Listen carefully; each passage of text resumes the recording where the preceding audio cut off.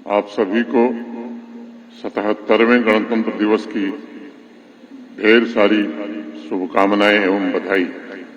यह पवित्र दिवस हमें संविधान में निहित उन स्थायी मूल्यों की याद दिलाता है जिन पर हमारा लोकतंत्र आधारित है। यह पर्व लोकतांत्रिक मूल्यों, न्याय, स्वतंत्रता, समानता और बंधुत्व के प्रति अपनी प्रतिबद्धता को पुनः दृढ़ करने का अवसर है। आइए हम उन महान स्वतंत्रता सेनानियों और शहीदों को नमन करें जिन्होंने मातृभूमि की रक्षा और सम्मान के लिए अपना सर्वस्व अर्पित कर दिया। मैं सशस्त्र सेनाओं, अर्धसैनिक बलों और जम्मू कश्मीर पुलिस के उन वीर जवानों को भी नमन करता हूं जो अपने शौर्य, त्याग, कर्तव्य निष्ठा और बलिदान से राष्ट्र की एकता, अखंडता और सुरक्षा सुनिश्चित कर रहे हैं। उनका अद्वितीय साहस और उनकी सेवा हमें एकजुट, सुरक्षित और समृद्ध भारत के निर्माण के लिए निरंतर प्रेरित करती है। मैं उन सभी सैनिकों, पुलिस, अर्धसैनिक बलों और नागरिक प्रशासन के अधिकारियों के प्रति भी आज अपनी कृतज्ञता व्यक्त करता हूं जिन्होंने ऑपरेशन सिंदूर के दौरान अपने कर्तव्य, समर्पण और साहस से देश का मान बढ़ाया। पहलगाम के बर्बर आतंकी हमले के पश्चात ऑपरेशन सिंदूर भारत की राष्ट्रीय सुरक्षा नीति में एक ऐतिहासिक मोड़ का प्रतीक बना। यह केवल एक सैन्य अभियान नहीं था, बल्कि यह भारत के रणनीतिक संकल्प की घोषणा थी। ऑपरेशन सिंदूर के द्वारा भारत ने पूरे विश्व को संदेश दिया कि अब आतंकवाद की किसी भी घटना और आतंकवाद को सह देने वाले किसी भी प्रयास का मुंहतोड़ जवाब दिया जाएगा। भारत ने दृढ़ता के साथ एक नई नीति निर्धारित की है। ऑपरेशन सिंदूर की सफलता ने देशवासियों में एक नया आत्मविश्वास पैदा हुआ है कि हमारे वीर जवान उनकी सुरक्षा के लिए सदैव सक्रिय और सजग हैं। आज ही अंतर्राष्ट्रीय समुदाय को यह स्पष्ट संकेत भी मिला है कि भारत की कार्रवाइयां तर्क संगत और आत्मरक्षा के अधिकार पर आधारित है। आतंकी तंत्र चाहे सीमा पार हो या इस तरफ हो, उन्हें पूरी तरह से खत्म किया जाए। भारत ने सिंधु जल संधि को समाप्त करके भी एक सख्त संदेश दिया है। यह निर्णय जल विद्युत उत्पादन और सिंचाई के लिए जल संसाधनों के अधिक प्रभावी उपयोग का मार्ग प्रशस्त करेगा। इससे बिजली उत्पादन और सिंचाई की समग्र स्थिति में सुधार होगा तथा जम्मू कश्मीर जैसे केंद्र शासित प्रदेश के आर्थिक विकास को मजबूत गति भी मिलेगी। उझ, रावी, चिनाब, झेलम और अन्य नदियों के जल से शीघ्र इसके सकारात्मक लाभ हमें दिखाई पड़ेंगे। चिनाब नदी पर 260 मेगावाट की दुलहस्ती स्टेज 2 जल विद्युत परियोजना को दिसंबर में भारत की सरकार ने मंजूर किया है, जिससे हमारी क्षेत्रीय बिजली की आपूर्ति मजबूत होगी। मैं पहलगाम आतंकी हमले में शहीद सभी नागरिकों को भी श्रद्धांजलि अर्पित करना चाहता हूं और उनके परिजनों के प्रति गहरी संवेदना की प्रतिबद्धता को पुनः दोहराता हूं। मैं army, CRPF, Jammu Kashmir police के उन सभी बहादुर जवानों का भी आज अभिनंदन करता हूं जिन्होंने पहलगाम आतंकी हमले में शामिल तीनों पाकिस्तानी आतंकवादियों को ऑपरेशन महादेव के दौरान मौत के घाट उतारकर हमारी माताओं और बहनों के सिंदूर का बदला लिया था। पिछले वर्ष अक्टूबर-नवंबर में देशव्यापी आतंकी नेटवर्क को उजागर करने और समय रहते अनेक आतंकी घटनाओं को रोकने के लिए भी मैं जम्मू कश्मीर पुलिस की विशेष रूप से सराहना करना चाहता हूं। ये भारत के असली नायक हैं और मुझे इन पर गर्व है। मैं अपनी पूरी निष्ठा और अपनी पूरी कृतज्ञता के साथ जम्मू कश्मीर पुलिस, अर्धसैनिक बलों तथा सेना के शहीदों को भी श्रद्धांजलि अर्पित करता हूं। पूरा देश इन शहीदों का और उनके परिजनों का सदैव ऋणी है।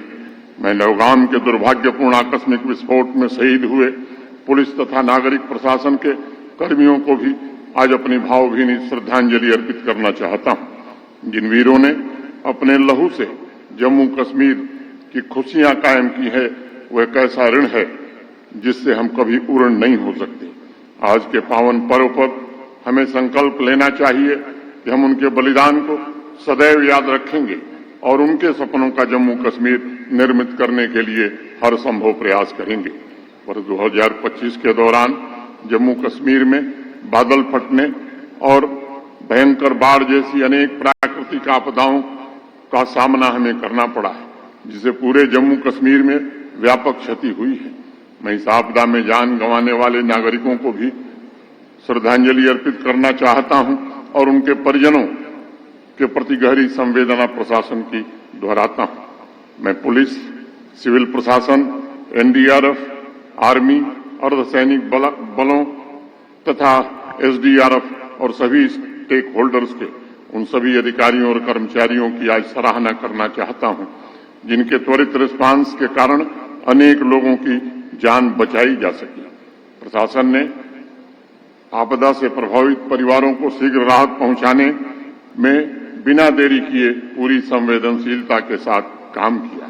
मैं उन स्वयंसेवी संस्थाओं, सिविल सोसाइटी के मेंबर्स, समाज सेवा से जुड़े अनेक नागरिकों के प्रति भी आज हृदय से कृतज्ञता ज्ञापित करना चाहता हूं, जिन्होंने बिना कहे आगे आकर के इन पीड़ितों की मदद की।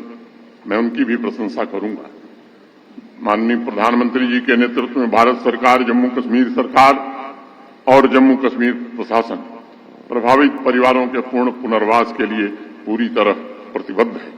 प्यारे भाइयों और बहनों, हमारे गणराज्य की असली ताकत किसानों के पसीने, सैनिकों के साहस, महिलाओं की शक्ति, वैज्ञानिकों की सोच, शिक्षकों के संस्कार, डॉक्टरों की सेवा, इंजीनियर्स की दक्षता, श्रमिकों की मेहनत, शिल्पकारों की कला, कलाकारों की सृजनशीलता और समाज के हर नागरिक के समर्पण में बसती है। यही सामूहिक प्रयास हमारे राष्ट्र को आगे बढ़ने की ऊर्जा देता है। इस महान राष्ट्र की नींव हमारे उन पूर्वजों के अमर बलिदानों और दूरदर्शी नीति निर्माताओं की दृढ़ सोच पर रखी गई है, जिन्होंने सामाजिक न्याय, स्वतंत्रता, गरिमा और समानता जैसे मूल्यों को हमारे शासन की आत्मा बनाने का काम किया था। इन्हीं आदर्शों से प्रेरणा लेकर हमारा साझा लक्ष्य है कि वर्ष 2047 तक एक विकसित भारत का निर्माण किया जाए, जो वर्तमान ही नहीं बल्कि आने वाली पीढ़ियों की आकांक्षाओं को भी पूर्ण रूप से साकार कर सके और जिसमें जम्मू कश्मीर का भी पूर्ण योगदान हो। जम्मू कश्मीर की अर्थव्यवस्था के वर्तमान मूल्यों पर लगभग 11% की वृद्धि दर दर्ज करने का अनुमान लगाया गया है। यह वृद्धि निरंतर सरकारी पहलों और नीतिगत हस्तक्षेपों का परिणाम है। जब केंद्र शासित प्रदेश का सकल राज्य घरेलू उत्पाद वर्ष 2024-25 के लिए 2,62,458 करोड़ रुपए आंका गया है।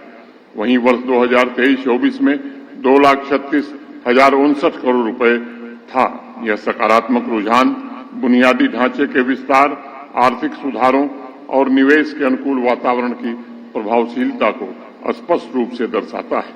जम्मू कश्मीर की अर्थव्यवस्था में पर्यटन क्षेत्र का विशेष महत्व है। 2020-21 में इसे उद्योग का दर्जा देने के पश्चात इस क्षेत्र में निवेश को विशेष रूप से प्रोत्साहन मिला। धरती का स्वर्ग कहे जाने वाले जम्मू कश्मीर में नवंबर 2025 तक 1,61,00,000 पर्यटक आए थे।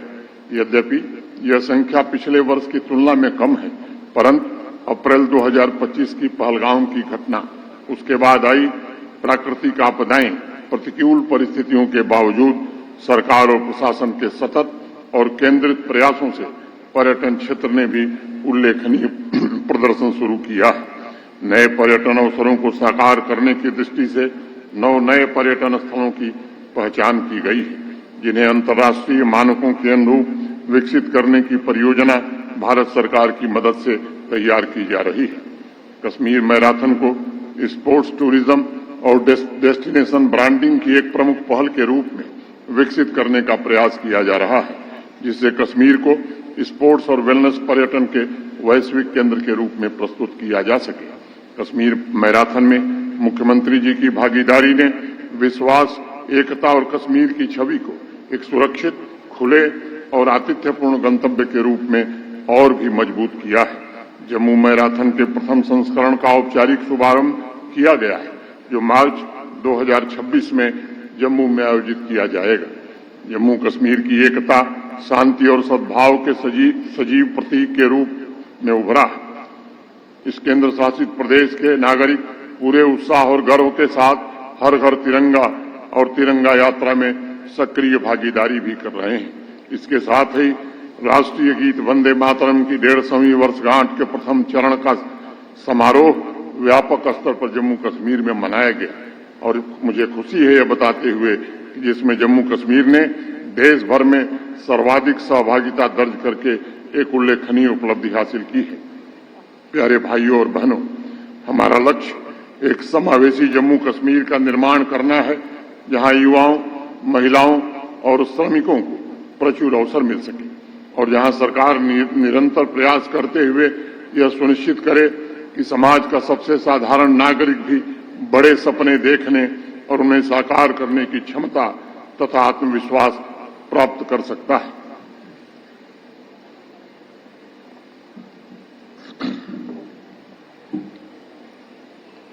मिशन युवा कार्यक्रम के माध्यम से प्रदेश के युवाओं की आकांक्षाओं को कौशल विकास, मार्गदर्शन और वित्तीय सहायता के जरिए सशक्त किया जा रहा है। यह पहल युवाओं को उद्यमिता, रोजगार सृजन और सामाजिक स्थिरता का माध्यम बनाने की सरकार की प्रतिबद्धता को दर्शाती है। हाइब्रिड उद्यमिता विकास पाठ्यक्रम के माध्यम से 5000 से अधिक युवाओं ने सफलतापूर्वक प्रशिक्षण प्राप्त किया है।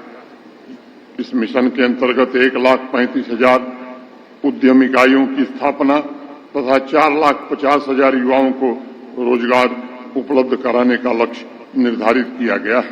पहले वर्ष में ही 1,51,000 से अधिक युवाओं ने इस प्लेटफॉर्म पर अपना पंजीकरण कराया है। इनमें से 61,941 युवाओं ने विभिन्न फाइनेंशियल असिस्टेंस स्कीम के तहत आवेदन भी किया है। 12,000 से अधिक मामलों को बैंक द्वारा स्वीकृत किया गया है और 800 करोड़ रुपए की कुल आर्थिक सहायता वितरित भी की जा चुकी है। प्यारे भाइयों और बहनों, जम्मू कश्मीर में एक नया सवेरा भी आया।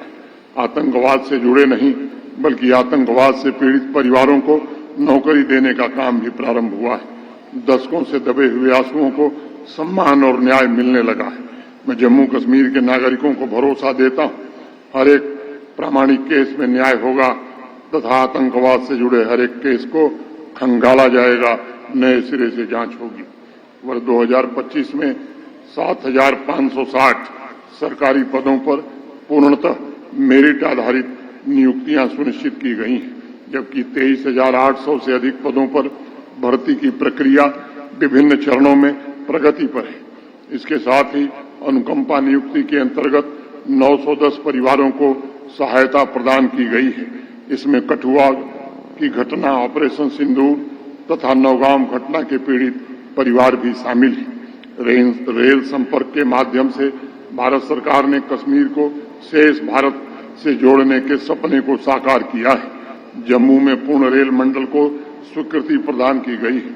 जम्मू तवी रेलवे स्टेशन, जम्मू हवाई अड्डे का आधुनिकीकरण तीव्र गति से आगे बढ़ रहा है। कश्मीर को राष्ट्रीय फ्रेट नेटवर्क से जोड़ने वाली भारतीय खाद्य निगम की पहली खाद्यान्न मालगाड़ी का संचालन भी प्रारंभ हो चुका है। इससे वर्ष भर निर्बाध आपूर्ति सुनिश्चित होगी, लागत में भी कमी आएगी। NH-44 पर दबाव कम होगा और आर्थिक गतिविधियों को भी ताकत और गति मिलेगी। रोड इंफ्रास्ट्रक्चर में भी अभूतपूर्व प्रगति हुई है और मैं मानता हूं कि माननीय प्रधानमंत्री जी की प्रतिबद्धता के कारण जम्मू कश्मीर के इंफ्रास्ट्रक्चर में अभूतपूर्व विस्तार हुआ है। 61,528 करोड़ रुपए के निवेश से एक्सप्रेसवे, राष्ट्रीय राजमार्ग, रिंग रोड और सुरंगों का निर्माण तथा उन्नयन किया जा रहा है, जिससे यात्रा समय में उल्लेखनीय कमी आई है। कनेक्टिविटी को और अधिक सुदृढ़ करने के उद्देश्य से भारत सरकार द्वारा वर्ष 2025-26 के दौरान 19 नए राष्ट्रीय राजमार्ग की परियोजनाओं को स्वीकृति प्रदान की गई है, जिनकी अनुमानित लागत 10,637 करोड़ रुपए है।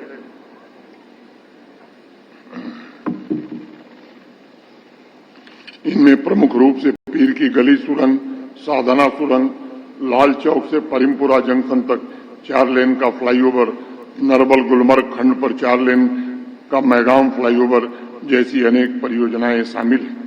मैं प्रधानमंत्री ग्राम सड़क योजना के अंतर्गत शेष रह गए गांवों को सड़क से जोड़ने हेतु PMGSY 4 के अंतर्गत 4,224 करोड़ रुपए की स्वीकृति करने के लिए भारत सरकार तथा माननीय प्रधानमंत्री जी के प्रति हृदय से कृतज्ञता ज्ञापित करता हूं। जम्मू कश्मीर के रणनीतिक एवं भौगोलिक महत्व को देखते हुए यह पहल हजारों परिवारों को अत्यंत आवश्यक संपर्क की सुविधा प्रदान करेगी। रणनीतिक दूर दराज के क्षेत्रों की संपर्क आवश्यकताओं को पूरा करने हेतु 2600 करोड़ रुपए की लागत वाली 1138 किलोमीटर लंबाई की 152 सड़क परियोजनाओं को स्वीकृति के लिए भारत सरकार के गृह मंत्रालय को प्रस्तुत किया गया है, अनुरोध भी किया गया है।